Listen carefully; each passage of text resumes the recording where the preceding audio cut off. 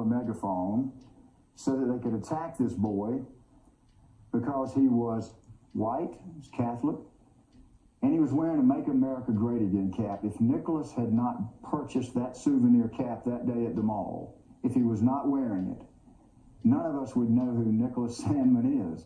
Well, there's Lynn Wood there, co-counsel of Nick Sandmann, who's suing the Washington Post for defamation. His lawyers call the coverage a modern form of McCarthyism, say they ignored basic journalistic standards to advance an agenda against the president. Todd McMurtry is also part of the legal team with me now out of Cincinnati, Ohio. And Todd, thank you for your time and good morning to you. I saw a comment that said it's not about the money, although it's a lot of money, $250 million. It's about the message. What is the message here, Todd?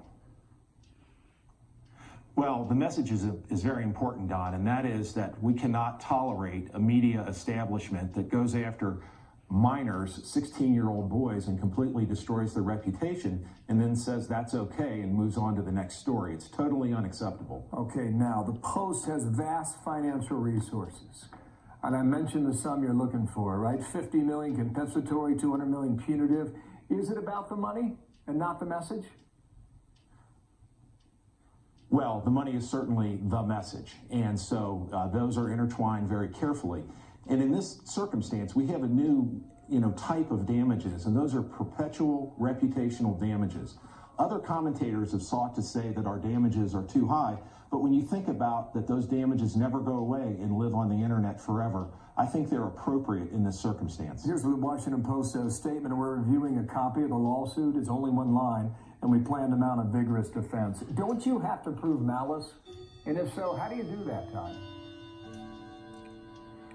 Bill, I do not think we have to prove malice, but even if we had to, we would be able to do that. First, Nick Sandmann is a private individual, so we only have to prove negligence. However, if a ruling were to be different and they were to consider him an involuntary public figure and we had to prove malice, we would be able to do that because the Washington Post is a weaponized news outlet that used its power and strength to destroy Nick Sandmann's reputation, and they did that without adequate and appropriate levels of journalistic integrity and reporting, and that in itself is malicious. Okay. So I feel comfortable with either standard. A couple more quick questions. I want to play a little bit of what we were picking up back in the day, as I'm sure you're quite familiar. Kentucky law says the paper is allowed to retract and issue an apology, retract the story within 10 days.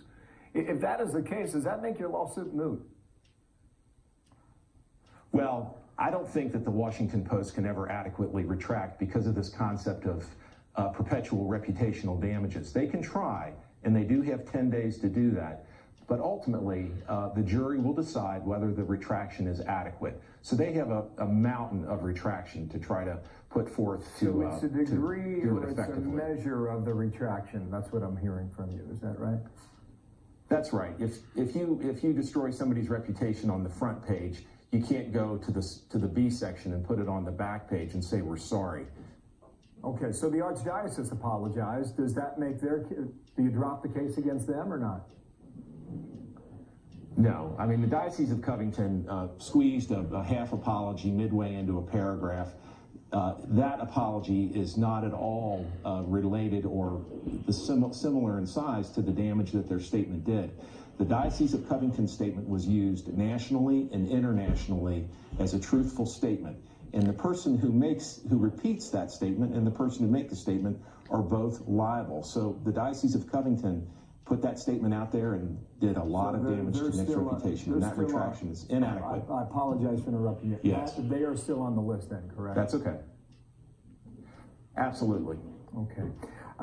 There is a list, I think, of 51 different media entities and individuals. This is just a sample of what was going down in mid-January around this case. Watch here.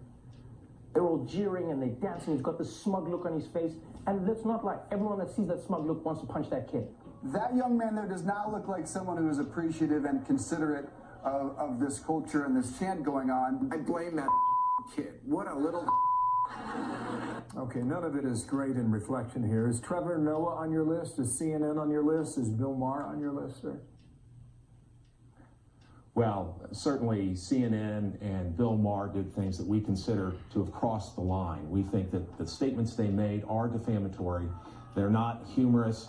And so certainly Bill Maher is somebody that we're looking at very carefully, and HBO for allowing him to make those defamatory statements. Okay, but CNN also... not Trevor Noah, correct? I want to be clear on this. I am honestly not familiar enough with what Trevor Noah said. The one who said, punch that kid? No, that person is most definitely on the list. Okay, so who is next then? If the Washington Post was lined up first, sir, who do you go after next? We have not decided whom we will sue next. However, we're discussing that, and these lawsuits will continue to roll out over the next 30 to 60 days. Todd McMurtry, thank you, sir.